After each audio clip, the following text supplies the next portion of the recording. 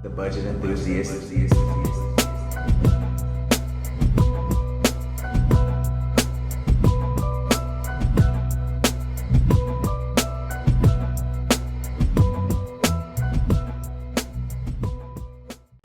Hey, what's up, y'all? It's your boy, the budget enthusiast. So, lately I've been in kind of a rut. And what I mean by that is the movies and content that have just been coming out lately from places that I love, like Marvel, even some DC stuff in the comic book realm, some TV shows. They're just, I don't know, it's almost like they hate the fact that the true fans, know anything about the property.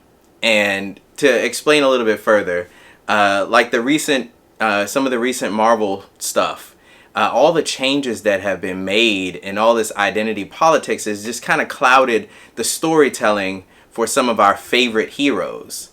And Doctor Strange, Multiverse of Madness, or Doctor Strange Mom, has definitely soured me on a lot of things. And I can deal with the TV shows being kind of trash and, having all their messages and stuff in there. But when you come to the core movies and you come to major characters such as Doctor Strange, it kind of hurt. Doctor Strange is he's my third favorite superhero. So we have Spider-Man, Daredevil, and Doctor Strange are my top three. And I've been reading Doctor Strange for a very long time. Seeing Doctor Strange get destroyed like that and play second fiddle in his own movie to Wanda Maximoff, it hurt, guys. It hurt. So I've been in kind of a rut. I didn't even do a review for that. And I like to do reviews on stuff. I didn't even do a review on that movie because it depressed me that much. It just made me stop caring about stuff and movies and content as a whole. So we come along to this movie, and the movie I'm going to talk about today is Top Gun Maverick. And this particular movie, I was hopeful because Tom Cruise is one of my favorite action actors, or just actors in general, of all time. He has done so many films, and a bunch of them are very, very good. He is the front runner in one of my favorite movie franchises of all time, which is Mission Impossible. So Mission Impossible, from the very beginning, way back in the 90s, all the way up to present day, has thrilled me for every single movie. Every movie I love. And I feel like I know people go to see them and they're big blockbusters, but I feel like that series is a little bit underrated. And Tom Cruise as an actor, because of his Scientology stuff and, just how people see him in that Oprah interview when he was jumping on the couch and all that, people just see Tom Cruise as a crazy, aging white man who likes to do his own stunts.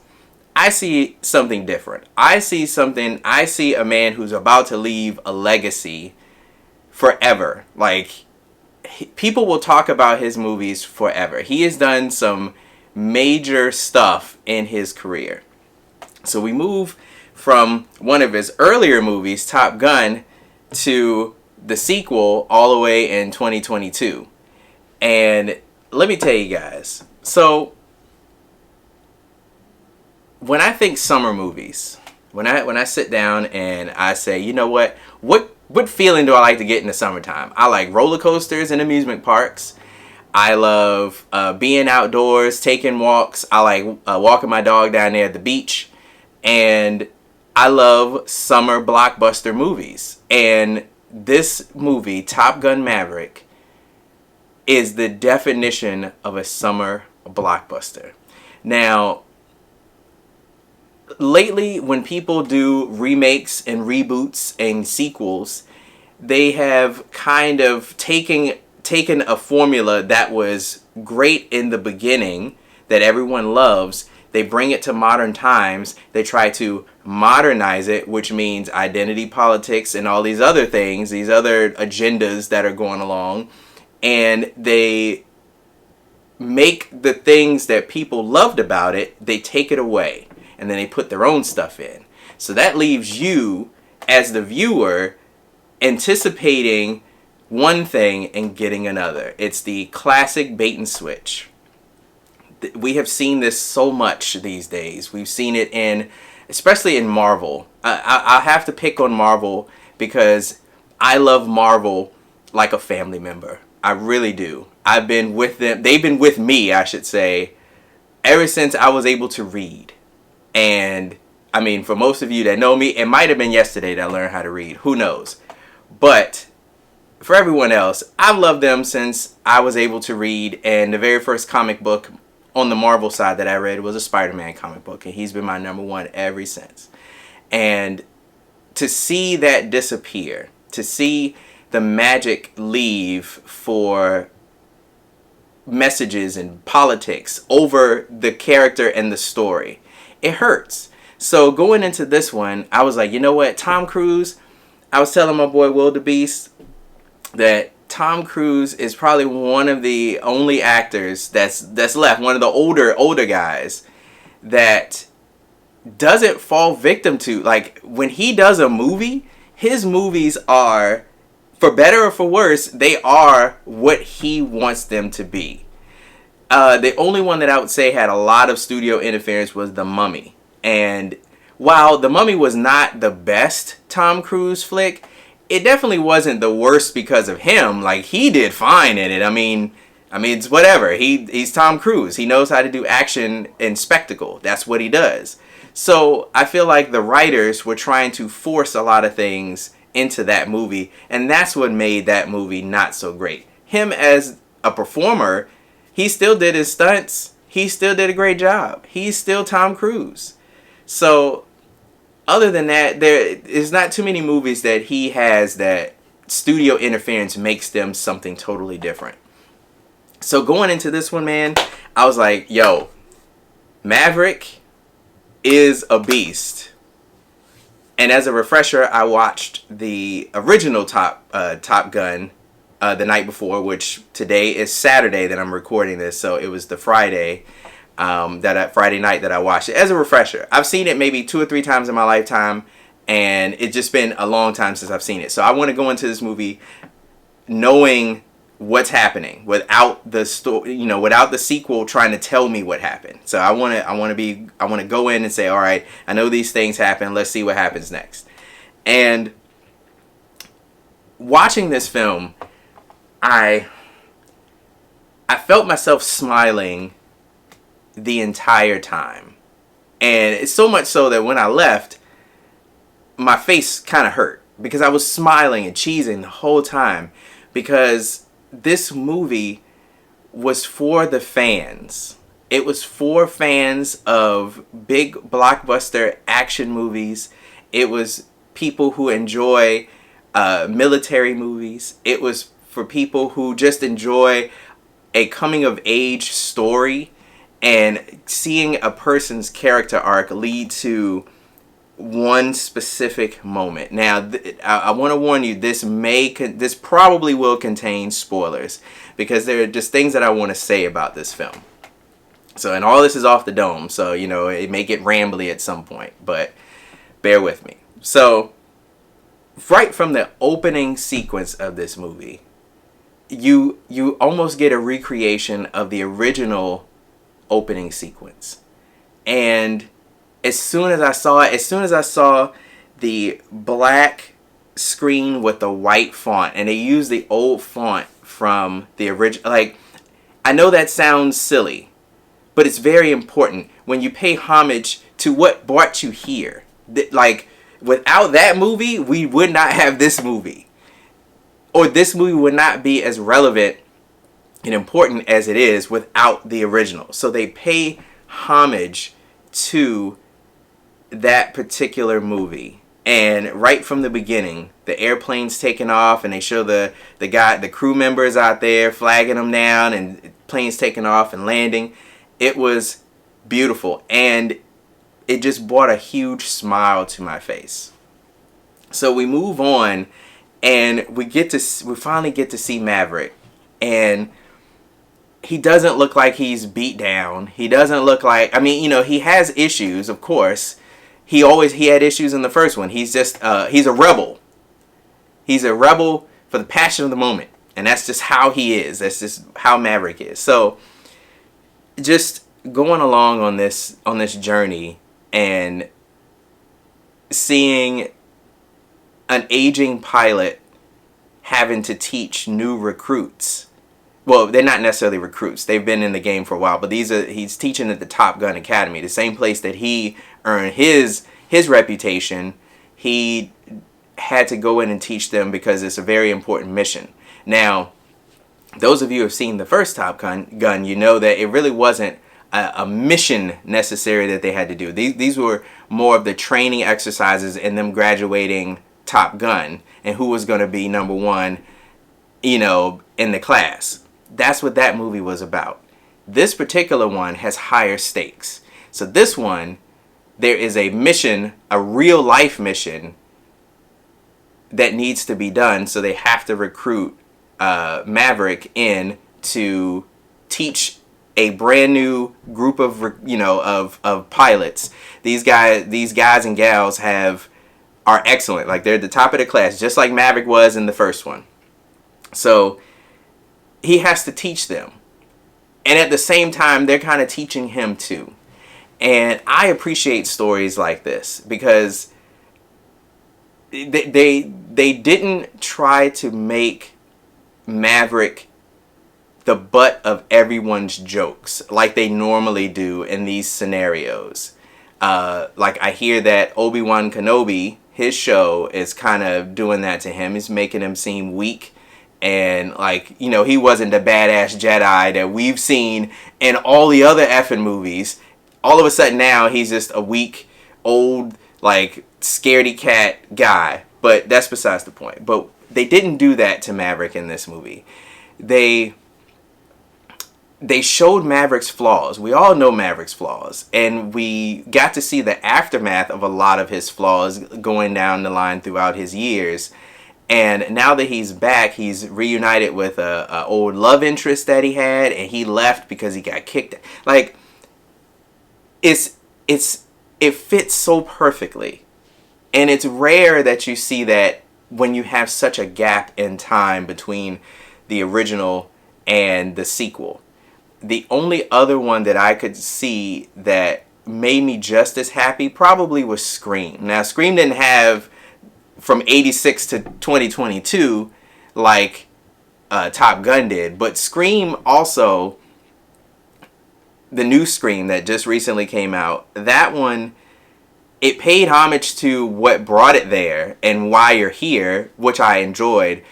But the flaw in that movie is that it took away two characters that didn't need to be taken away. And one of them was, they pretty much made him the butt of all jokes. He was just like rundown Dewey, my man Dewey. So, spoiler alert if you haven't seen I guess, was that 2021? Did that come out 2021, 2022? One of the whatever the newest Scream came out.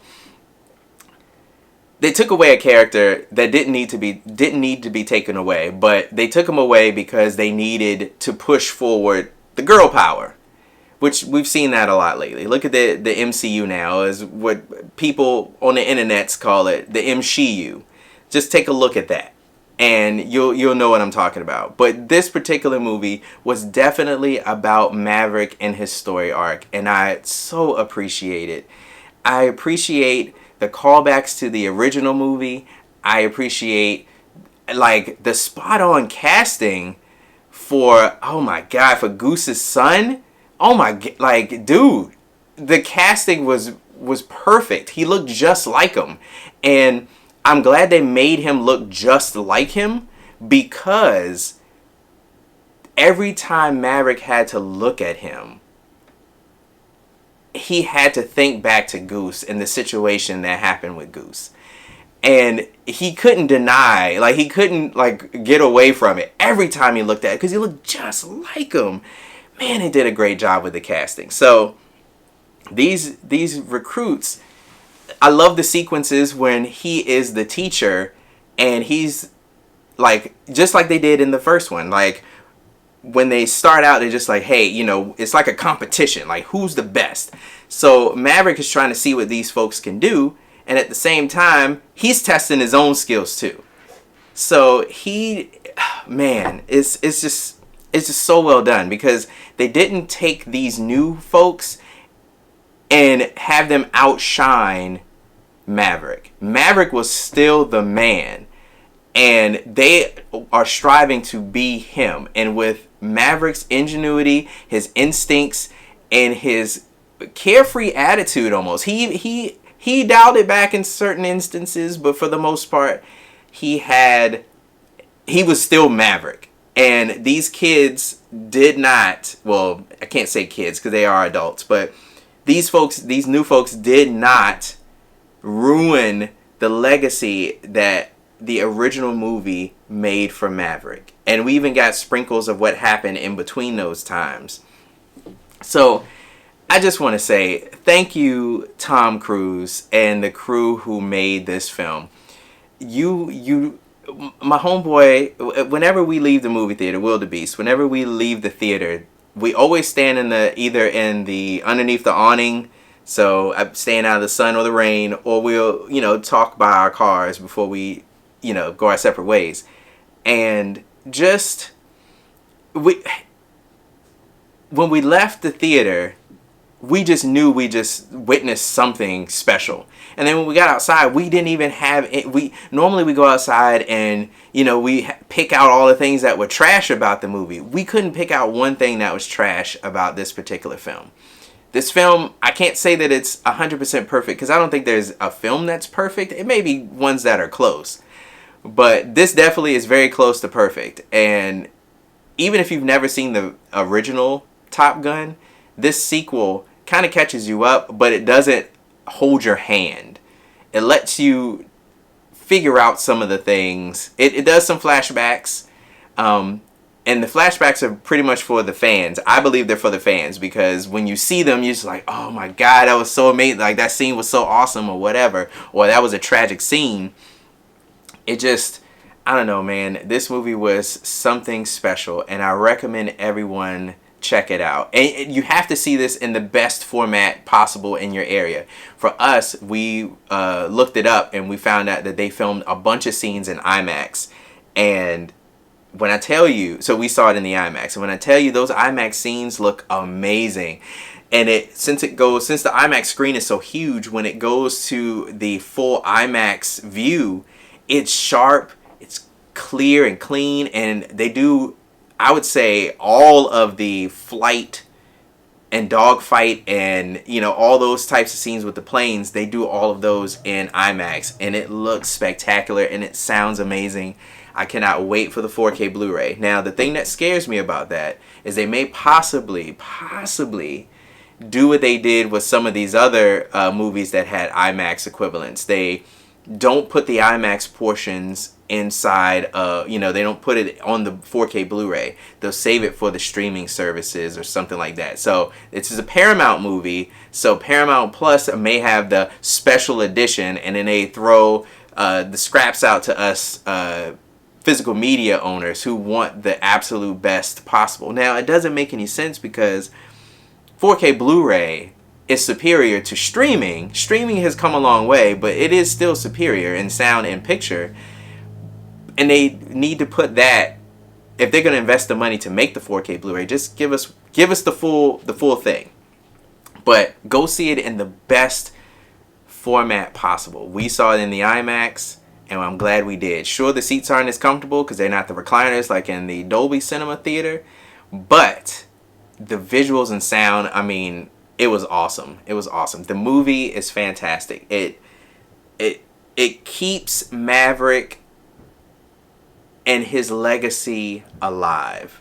Now, this may be a spoiler to another movie, No Time to Die, the James Bond one. So we were talking in the parking lot, and I had a thought on, I feel like this was a better ending to a story arc than James Bond had. And the reason I say that is because James Bond, No Time to Die, 007, No Time to Die, that movie kind of fell into the trap of dissecting a beloved character that has been around forever and making him, I would say weak. They did kind of make Bond weak. While I thought the movie was great as far as the action and him being Bond, but I feel like the story that they told didn't do Bond any favors. Like his other movies, he had struggles. Like this, Daniel Craig's Bond is the reboot Lara Croft's. Like he's the equivalent to the reboot Lara Croft. Like this, Bond has been beat up. He's been shot. He's been thrown off a train. Like in Skyfall, he was shot in the shoulder and he fell off the train, dude. Like this dude, Bond has gone through all types of stuff in the Daniel Craig series of movies. I didn't feel like how they ended it was the correct way as a fan. And yes, we know that was Daniel Craig's final Bond film, but it didn't need to go that way. So moving back over to Top Gun, I feel like this was absolutely perfect. If they never make another Top Gun movie, which I hope they don't, please don't make another Top Gun movie because it'll ruin how epic this one was. But they didn't do the same thing they did to my man Bond. And I seriously hope that it stays the way it is. Let us celebrate Maverick in all of his glory. He's lost his best friend. He's lost other people. He's reunited with one of his love interests. Just a lot of different things that have happened to Maverick. This was the ultimate send-off. Everything that we saw in the first one paid off in this one, and it was absolutely beautiful. Like, I can't stress it enough. It was beautiful, guys and gals. It was what summer movies are. Action, it had heart, it had callbacks, it had a little bit of fan service, it had being a badass riding a motorcycle with no helmet. Like this dude, even in the first one, he ain't wear no helmet the whole time, and I'm glad they kept it consistent. I know that is dangerous as hell, but let me tell you this. It's badass when Maverick does it. He's a G. This dude just riding through at like top speed with no helmet on. That just shows his personality. It shows he doesn't care. He is in control. He knows what he's doing in all aspects except relationships and friendships. That's his flaw. And his flaw, he has redeemed himself. And I feel like this was the perfect movie for summertime and just for good feelings. Wading through all this trash that we're given now, all these identity politics and all these, I hate using the word woke, but all these woke things and far left this and far, who cares about all that? I want good entertainment. I want things to be how they should be. When you take characters that have been established and you change them for changing's sake, that is not good. It's not good. And people don't like it. Like, stop doing it. And thank you for keeping Maverick Maverick. Thank you for not overshadowing his greatness with these new folks to the story. And thank you for not ruining one of Tom Cruise's most popular films to date. Like, people love Top Gun. Like, Top Gun, they replay that thing in theaters and have reshown. Like, people love Top Gun. People love it. This is no different. This solidifies Tom Cruise in my top 3 of favorite actors / actresses of all time. He is the man. And I feel like we need to do everything in our power to preserve this man and keep him alive making movies as long as we can, because he is a pioneer. He's a legend. And Scientology aside, he is my dude. Like, I cannot wait for the Mission Impossible movie. I may, after this movie, I may watch one of the Mission Impossibles just to celebrate, man, because Tom Cruise deserves it. This is an amazing film, and he is an amazing actor. He's an amazing action star. He sets the bar for action things. Like, no one, besides Jackie Chan, nobody really does the stuff that Tom Cruise does. And he's like my height, bro. He's 5'7" like me, dog. Like, come on, man. Repping the short dudes, and you a beast, and you rich, and you're talented. Bruh. I mean, come on, man. Repping the short dudes. Thank you, Tom. Thank you for the viewers to watch this video here. I highly recommend it. It gets the budget enthusiast 2 thumbs up. I can't recommend it anymore. Like, everybody needs to go see this movie. If you've seen the first one, I recommend that you... if you haven't seen it in a while, just get a refresher before you go. I think it's leaving. Is it leaving Netflix soon? It might be leaving Netflix soon. That's how I saw it. I had the DVD copy of it back in the day, and when it was one of the movies that I wanted to upgrade to Blu-ray when I was making my switch over, and for some reason it just never got updated to Blu-ray. I don't know, because I thought I had it, and I looked in my collection. I was like, oh crap, I don't even own this movie. So now I have to get the 4K re-release of the first Top Gun. So thank you guys for watching. I highly recommend this movie. Top Gun Maverick revitalized that and everything, everything, everywhere, all at once. They revitalized my view on movies. There is hope for us out here as far as our entertainment. Yes, we have to, it's few and far between, but when we get gems like those 2 movies, we have to celebrate them. Everything, Everywhere, All at Once definitely is one of my favorite movies of 2022. And now Top Gun Maverick is sitting up there. They're high on a perch. Now we got to see what some of these other movies that are coming out this summer, like Jurassic Park, Dominion. That movie looks like it's going to be awesome, and I hope it pulls on my nostalgia strings, but it doesn't murder the reason why we're here. That's all I care about. Like, bring those characters, bring everybody back, but please don't do something stupid and ruin the whole thing. I'm really excited for that movie. It's coming out in a couple weeks. Right now, Top Gun Maverick, I highly recommend it. It's at the top of my list of best movies of 2022. I would say right now, if I had to give you a top 3 list in no order now. Don't try to say I put no order. It would be Top Gun Maverick. It would be Everything Everywhere All at Once, and it would be Sonic the Hedgehog 2. Boy, oh boy. Those movies right there, you can quote me on this. Those 3 movies are the reasons why I love movies and media so much, because they give the fans what they want. They tell engaging stories, and they have a legacy that they want to upheld, and it's amazing. It's amazing. So again, thank you for watching. I know I'm rambling on, but I just wanted to say a few of those things. I've been holding some of this stuff back for a while. I haven't made a video in a couple weeks, maybe about a month now, I feel like. But I just wanted to say this to you guys. Hey, I love you guys out there. Everybody stay safe out there. Go watch this movie, please. Take it easy. And peace. The Budget Enthusiast.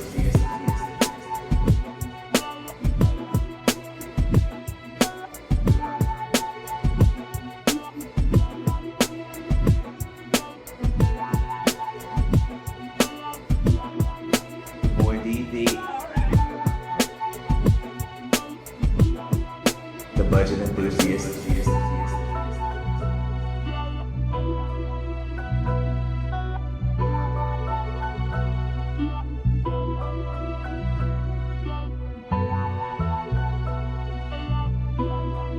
The boy DV. The Budget Enthusiast.